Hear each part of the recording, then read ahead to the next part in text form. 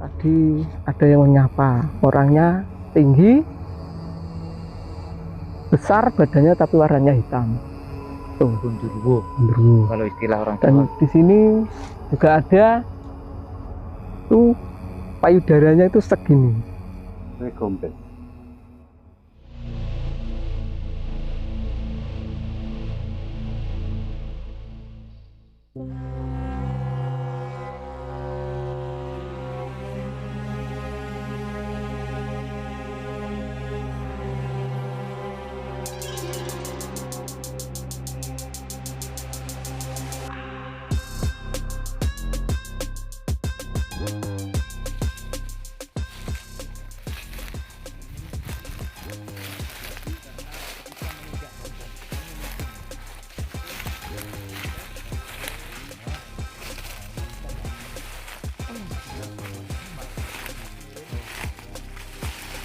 Akan mencoba memasuki sebuah lokasi yang tentunya sangat unik di lokasi ini. Di konon dulu adalah merupakan sebuah tempat bersejarah di masa atau di era kolonial Belanda ya. Dinamakan Alas Bubrah.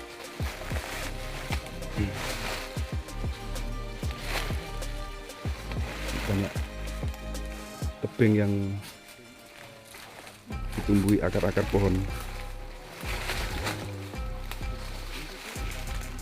Di lokasinya nanti di bawah sana. Konon lokasi ini dulu sering ditemukan peninggalan-peninggalan era kolonial, juga pusaka-pusaka. Jadi kita diantar oleh warga daerah Jombang Barat ini ya.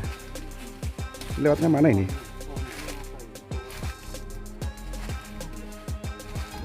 Wih, pohon purba ya kan?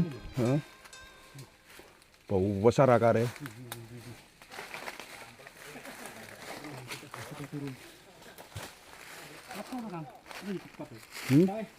Loncat. Yo.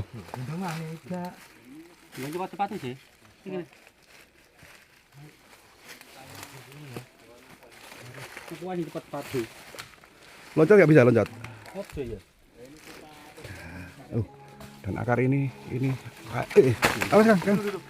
Kak, anu tak senggol roto. Kulit kayunya. Iya rapuh. Ya, aman.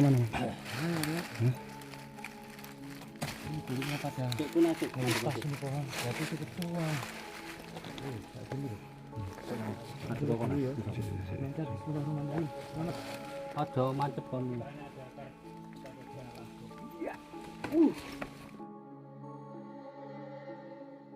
Aduh, keperontan.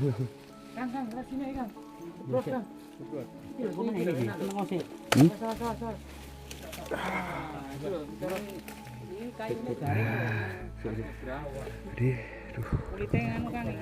Iya. Ayo. Nah, kita ngocek ya teman-teman ya. Kita ngocek ini ceritanya.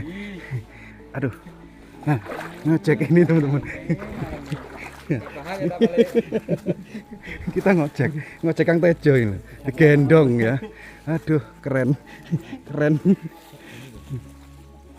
Nah, teman-teman, ini sebuah tempat yang tentunya jika kesini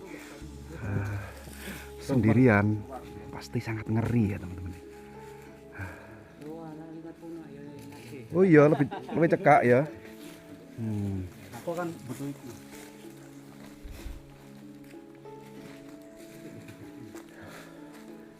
Dinamakan apa namanya? Bong Bubra ya? Bu apa bong? Bu Bubra.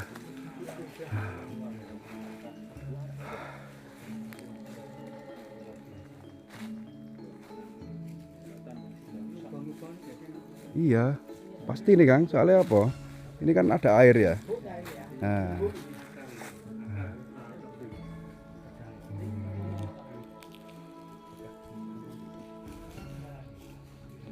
Ini ya teman-teman. Jadi pohon-pohon di sini ini usianya bisa ratusan atau lebih ya ini ya. Sangat besar-besar dan akar-akarnya banyak yang sudah lapuk. Dan di sini konon ceritanya merupakan sebuah tempat pengungsian ya di era entah itu kolonial atau era kerajaan. Coba kita nanti berbincang-bincang dengan warga daerah sini yang kebetulan paham betul tentang lokasi yang berada di sini yang dinamakan Alas Buk Bubrah ya.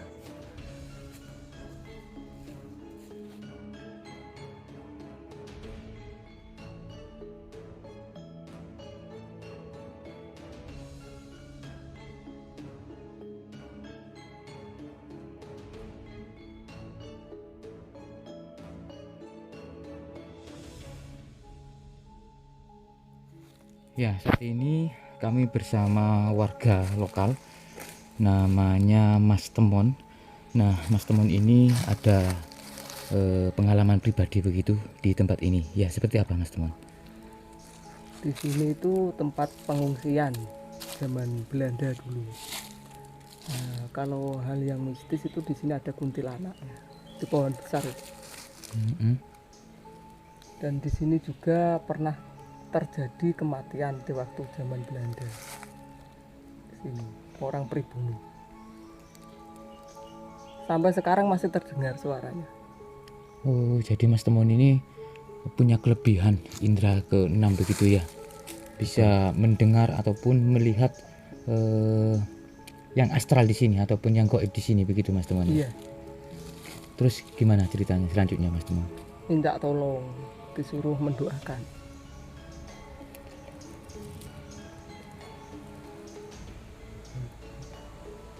Posisinya di mana itu Mas? Sosok apa itu? Orang pakai baju, tapi compang-camping bajunya, celananya segini, minta tolong. Laki-laki. Tolong saya, laki-laki. Bisa. Sama perempuan. Oh, laki-laki dan perempuan. Ada komunikasi tertentu nggak? Maksudnya bisa menceritakan kenapa dia sampai camping-camping bajunya ataupun minta tolong seperti apa? Mungkin ada sisi kejadian yang agak itu. Dulu katanya di sama Belanda tarik ke sini, nabrak itu batu itu, ini bocor. Kepleset gitu. Iya, kepleset. Iya, kepalanya bocor dan meninggal di sini.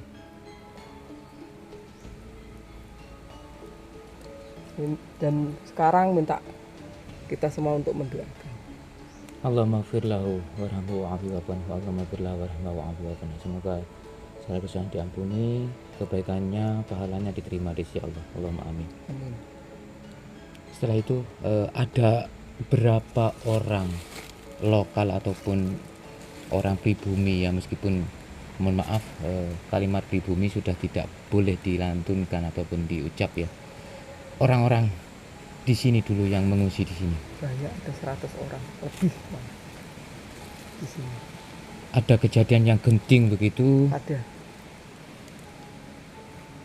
Di situ Sempat rumah, ada perlawanan nggak? ada rumah di situ.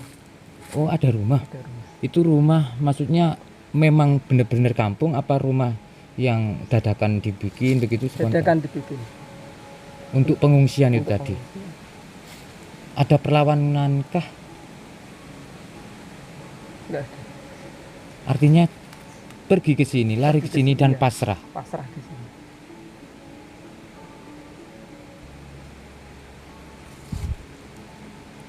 Terus apalagi mungkin ada cerita tambahan lagi Kang Temon?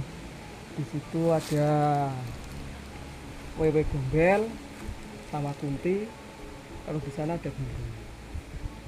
Pohon besar itu. Pohon besar. Ini kurang lebih berapa kilo dari pemukiman Kang Temon? Ini kan di dalam hutan ya. Kita berjalan tadi sekitar berapa kilo? 3 kilo. 3 kiloan ya berada di dalam hutannya. Dan terkenal dengan nama apa? Bubrah. Bu Bubrah. Oke.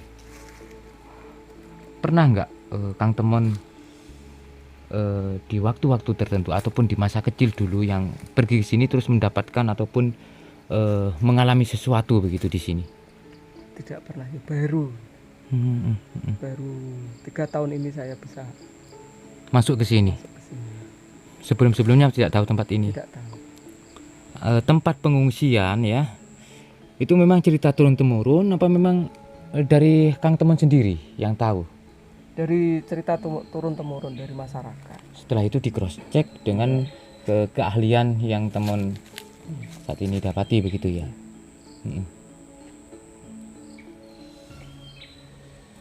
Ada lagi mungkin teman-teman? Sudah tidak ada. Yang ada hanya Kunti, Wewe, sama Gendruwo. Sama Korin, korban dari yang mengungsi di sini. Iya. Oke.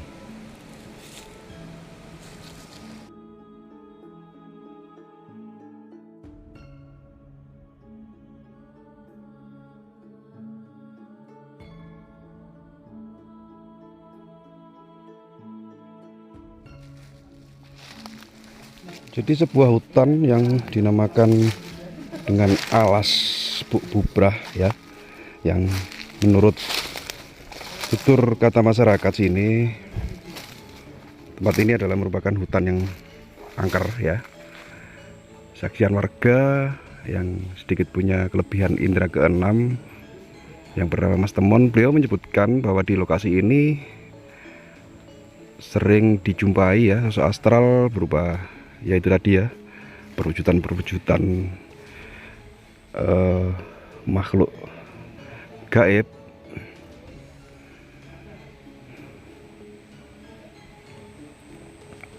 Dan Mas Temon ini profesi sehari-hari sering keluar masuk hutan ini ya teman-teman. Jadi beliaunya itu mencari kunci atau rempah-rempah di hutan ini yang untuk dijual gitu ceritanya.